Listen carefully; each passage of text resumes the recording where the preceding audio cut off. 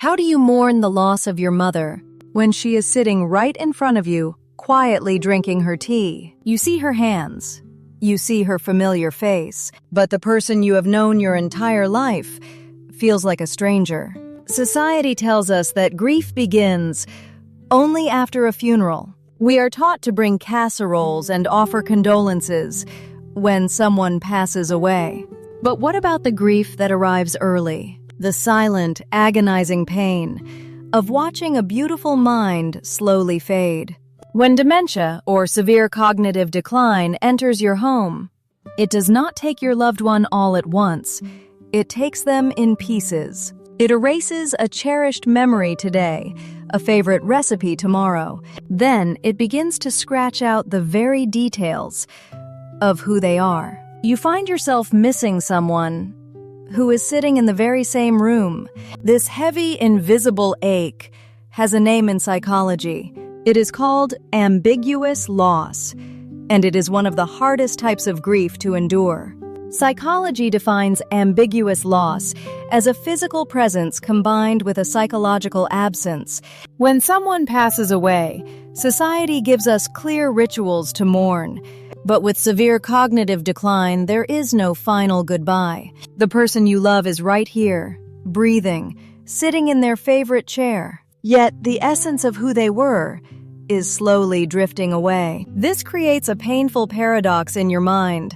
Your brain does not know whether to hold on or if it is time to start letting go. Because there is no funeral for a fading mind, caregivers often carry this immense grief in total silence. The physical burden of daily caregiving is exhausting enough, but this hidden, ambiguous grief adds an invisible, crushing weight. It isolates you from the rest of the world, and worse than the isolation is the guilt. You ask yourself, how can I mourn someone who is still alive?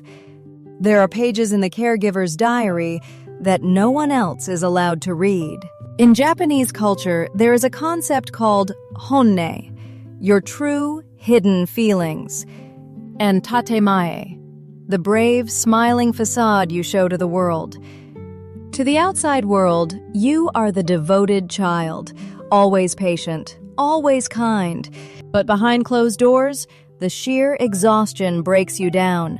You are exhausted by the repetitive questions, the wandering, the loss of reason. And in your darkest, most exhausted moments at 3 a.m., a terrible, fleeting thought crosses your mind. I wish this was over.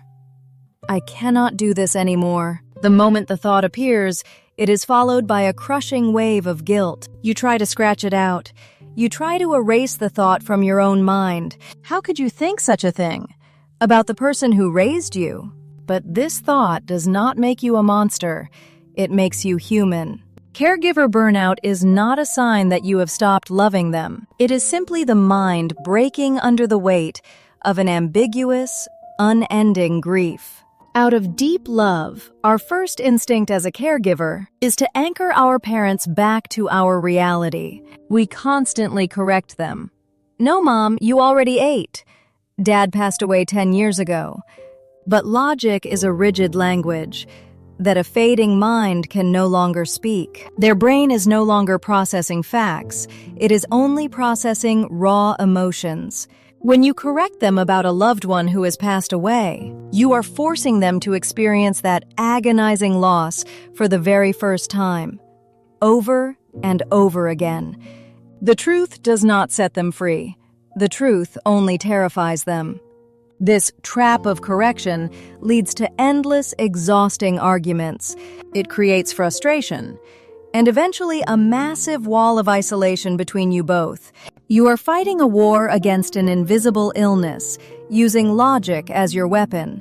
But in this war, logic always loses. They are trapped in a different time zone, a reality you cannot see. Standing on the outside, yelling the facts in, will never reach them. To truly reach them, you have to stop correcting and start stepping into their world. There is a psychological approach called validation therapy. Developed by Naomi Feil, it teaches us a profound lesson in empathy. Instead of dragging them back into our painful reality, we safely step into theirs. When a mother with dementia asks for a husband who passed away decades ago, do not force her to relive his funeral. She is not asking for a timeline. She is expressing a feeling. She is telling you that she feels lonely and that she needs comfort. So you sit with her. You hold her hand and ask, "You miss him today, don't you? Tell me what you loved most about him." Validation asks us to listen to the music of their words rather than the lyrics. It is about matching their emotional frequency. When you stop correcting, the exhausting war of logic finally ends, and in its place, you will see a profound sense of relief wash over them, because even a fading mind deeply recognizes when it is being truly heard. Even when we learn to connect emotionally, the daily physical realities of caregiving remain. There will be days when they fiercely refuse your help. It is easy to misinterpret this as stubbornness or a personal rejection, but to understand this resistance, we must look at the profound loss of autonomy. For decades, they were the proud protectors and providers of the family. Now, every time you feed them or tie their shoes, it is a painful reminder of their failing independence. At the core of this is meiwaku, a deep, ingrained cultural fear of being a burden. When they push your helping hand away, they are not fighting you. They are fighting their own decline. They are desperately trying to shield you from the heavy weight of their illness. Their anger and resistance are often just a desperate shield to protect their fragile self-esteem. When we finally understand this, our frustration turns into deep omoyari, true compassion and empathy. We must learn to offer our care without stripping away their remaining dignity. Instead of doing everything for them, we gently support their shaking hands from underneath. We give them the space to feel capable, allowing them to keep their pride. Because true care is not about taking control. It is about empowering the life they have left. As the days pass, the caregiver's role begins to shift. You realize this journey is no longer about curing or fixing. It is about mitori, the act of accompanying them peacefully in their final chapter. It means sitting by their side, not to pull them back, but to walk with them. You learn to embrace the Japanese philosophy of wabi-sabi, finding a quiet, profound beauty in the imperfection and the fading of life. Like autumn leaves, we cannot stop them from falling, but we can cherish the grace of their descent. Yes, there will still be hard days where the exhaustion creeps back, but the crushing weight of guilt begins to lose its grip on you. You learn to forgive yourself for the moments you lost your patience, and you forgive them for the things they can no longer remember. What replaces the frustration is a deep, unbreakable kizuna, a bond of the heart. It is a connection that transcends logic, memory, and even words, because even if she forgets your name tomorrow, the anshin, the deep feeling of safety you give her, will remain. Ultimately, the long journey of caregiving is about finding a sense of coherence. It is the ability to comprehend the situation, manage the stress, and find deep meaning in the struggle. Research shows that caregivers who maintain their life satisfaction do so by reducing their perceived burden. Your physical and mental quality of life depends on taking care of your own health and seeking consultation when needed. Stepping away to use respite care or asking for help is not a failure. It is necessary.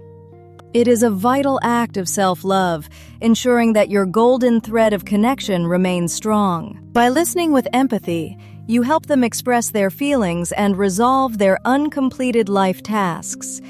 You return their dignity, allowing them to find peace in their final chapter. And in return, the cracks in your own heart are filled with gold, like the beautiful art of kintsugi. You may feel broken by exhaustion, but those golden scars make you profoundly beautiful. One day, the chair will be empty, but the space will be filled with warm light, not regret. To every caregiver reading these pages, you are seen, you are heard, and you are doing enough. Disclaimer: this video is for educational and empathetic purposes only. It is not a substitute for professional therapy or medical care. If you are struggling, please reach out to a professional. You do not have to walk alone.